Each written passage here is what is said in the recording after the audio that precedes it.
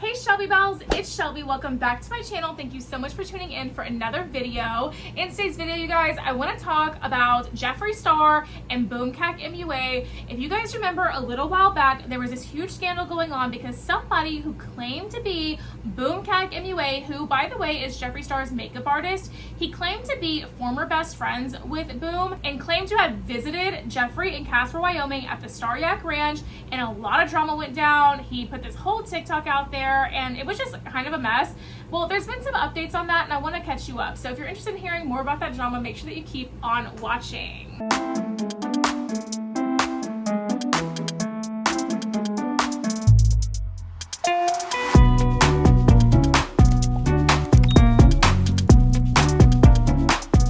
Okay guys, before we get into this video, let me know if you like my makeup look in the comment section down below. I created this look in a video we did talking about James Charles. I'm not sure if that video is going to go up before or after this video, but nonetheless, make sure you check out that video if you're interested to see how I got this makeup look and what products I used. And if you're new here, my name is Shelby. I am the crazy cat lady of the drama community here on YouTube. I have Miss Kitty and Mr. Kitty always here with me to spill the tea. Right, Miss? And we just have a really crazy fun time here on my channel. So if you're into that kind of thing, make sure you subscribe to my channel down below. And remember that all Shelby bells ring the bell. And let's get right on into the drama, you guys. So, okay. I'm going to catch you up on this if you're not caught up on this tea. So this guy, he claimed to be Boomcac MUA's former best friend, and because of that, he got to visit Jeffree Star at Jeffree's warehouse in LA and also visit Jeffree in Casper, Wyoming at the Star Yak Ranch, where he claimed to have experienced some really scary dark stuff and claimed that Boomcac MUA was in kind of like a lot of trouble and he was scared for Boomcac MUA because Jeffree Star had been making him go out and like do these crazy missions for drugs and all of these things. I'm gonna roll you the TikTok that he did. It's kind of long, so grab a Diet Coke, grab a quick beverage, and let's watch it. There's shady shit going down at Star Ranch that needs to be talked about. I met Jeffree in November of 2021 when I was invited to visit the ranch. When I arrived, Nadine, the assistant, was supposed to pick me up from the airport, never showed. So I had to buy a $120 Uber from Casper International Airport to the ranch, which is like 20 minutes outside Casper.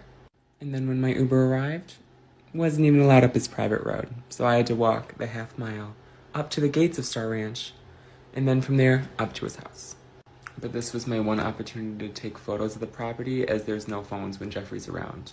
The gates of Star Ranch, further up the road, and you can clearly see I'm not in a fucking car, I'm walking. It literally took me 30 minutes to walk up. Not many people know this, but Jeffree's not the only house that lives on that private road either. Jeffree's very intimidating to meet for the first time. He needs constant appraisal or else he turns hostile. I literally wasted all my time. I'm gonna have to make a take photos of the property, as there's no phones when Jeffree's around. The gates of Star Ranch, further up the... Hi guys. So before I even had a chance to speak about my experiences on Star Ranch, I got a little present from our friend, Miss Jeffree Lynn. My very own cease and desist letter. I'm not scared of the truth. I know what went on, and I'm not afraid to bring that to light for everybody else. And here's something that not a lot of people know about, but back in 2020, when Jeffree got canceled for the first time, there's a reason he got canceled, and it's because of the influencers that are out here in LA, and the IG influencers, because they got a hold of a little bit of information that wasn't released to the public, and those bridges that he had in LA were burned, and they pushed that whole cancellation forward for him and made that a whole thing, and that info didn't even get released to the public. He was canceled on stuff that wasn't even not even under the surface of what was going on. But that's a different story, because what we're talking about today is why he fled from LA to Wyoming to try and be relevant again and hide from his little past things that he had going on. And I can tell you that the drug abuse, the exploitation, the narcissism is so rampant on that ranch. It's mind-boggling. It's scary that after everything that's gone on, this is still allowed because he can buy a mansion in the middle of nowhere and just have people cater to him still. It's mind-blowing. And everybody knows about Jeffree's best friend. And I'm not talking about my ex-best friend, Boom. I'm talking about Jeffree's best friend, Tina, who's The reason why all of his bridges in LA are burned, why he had to flee to a ranch to be able to do what he wants and not get called out for it anymore. The way he would put my friend Boom in danger to be able to have his fix, I will never be able to forgive or forget. The situations that he was put in is criminal. It's wrong, and it disgusts me to this day. And before any of you try to call me out or question the validity of what I'm talking about, I'll leave you with a little bit more proof of my connections to Jeffree. This was me when I visited Jeffree's warehouse to help him clean it out because he was closing that one down to move his warehousing to where they manufacture his products in Denver, and I was sent home with my little goodie bag. Boom literally took this picture of me, literally behind the scenes, packing everything up to ship it to the Denver location. The way he would put my friend Boom in danger to be... I had to put on TikTok today, and I'm just going to say it before everyone makes 10,000 fake stories about it. No, all jokes aside, I think that moving forward, healing, and mending things with people from your past is very important. So I hung out with an old friend, if you will, and we had a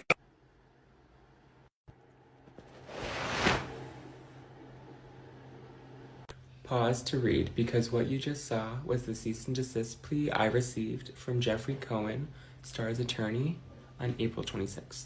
The plea is saying refrain from speaking out any further to prevent legal action. Now let me put out some facts. I am not under an NDA. Nothing that I am saying or doing is illegal. I am speaking the truth in my experiences that have happened to me firsthand.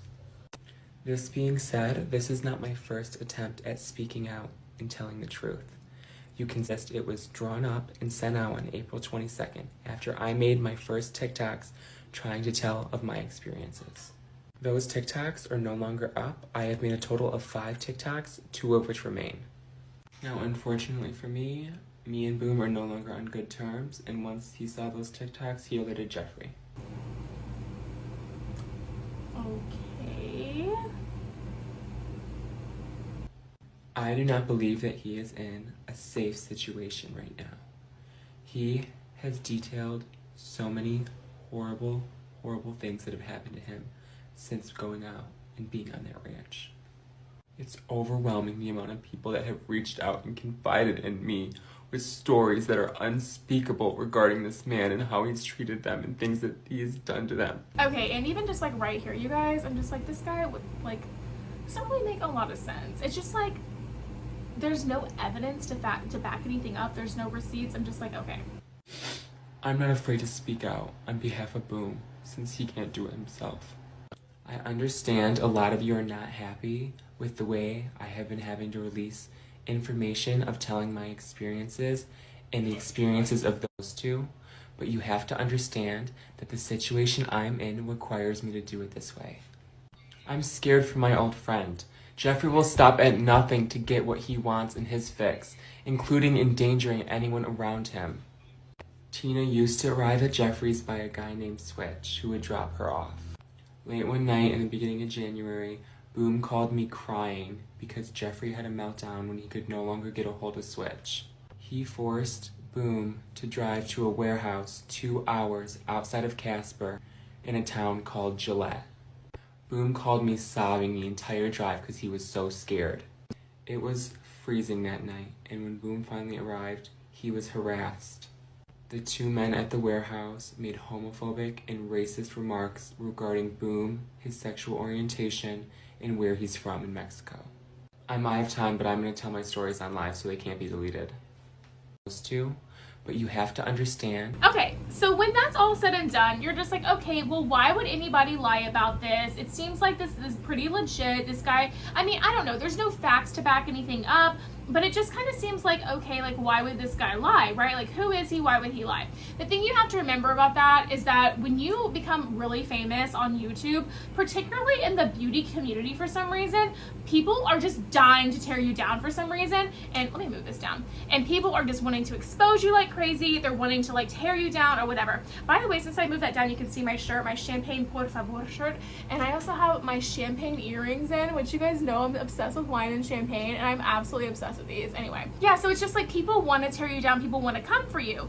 Well, after that whole thing was said and done, Boom actually responded to somebody's comment and said that like he doesn't know who this person is, he's never heard of them in his life, like this person's completely lying, like nobody knows who this is, and that was kind of it.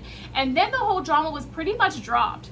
But the other day on IG story, Jeffree and Boom MUA were together for the first time on IG in a while, because it looks like Boom has been moving. He moved from Los Angeles back to Houston, Texas, so he's in my city now, I guess. I didn't realize that, but welcome back to Houston, Boom. And they briefly mentioned all of the drama, so I'm gonna roll that for you.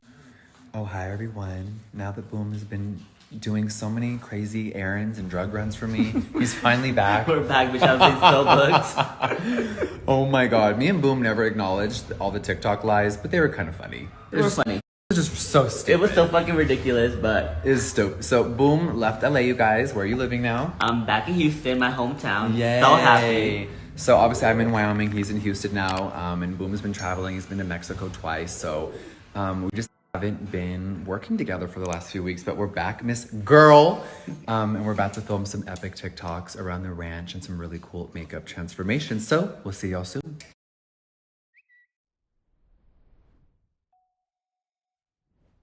Okay, real quick, if you're in Wyoming or in the Casper area, this Friday we're going to be doing a pop-up at our Evansville warehouse again. So if you missed it, come on down, or if you want more, of course, please come join us. We're going to start at 10 a.m. and we're just going to go until the line. All right, you guys. Hi, how are ya? It is time for bed soon. Ooh, my nails and Majesty's this bling. Hi. I love sparkly things. All right, you guys, I shot content all day. I'm exhausted. It's time for bed. A lot of yakking, a lot of glamming, and get into the fantasy, bitch. New TikToks coming tomorrow. We shot some vlogs for my YouTube, and it was so hot today. Summer, she's here. So if you see, okay, so it looks like Jeffree's saying like, this is crazy, whatever. Boom is saying like, whatever, like this is so nuts or whatever. And they're both kind of like saying that everything was like just not true, it never happened or whatever. And it's kind of like, okay, I guess believe what you want to believe, right? But okay, I've met Jeffree Star and I have not hung out and like kikied with Jeffree Star or broken bread with Jeffree Star or whatever, but I have met him. And I will say that you can tell when someone's like tweaking or like geeked out on drugs and stuff, and Jeffree was not. Like, he just wasn't. Like, love Jeffree or hate Jeffree Star, I really have no business, and whoever wants to like him can like him. If you don't want to like him, you don't have to like him. Jeffree Star has done a lot of problematic, crazy things in his past, and I am the first one to tell you, I have a whole bunch of videos on my channel holding Jeffree Star accountable to the bad things that he's done in the past. I have called him out on those kind of things. But I will say this in every Jeffree video that I make, because for some reason I feel like whenever we talk about Jeffree Star, we always have to like address this.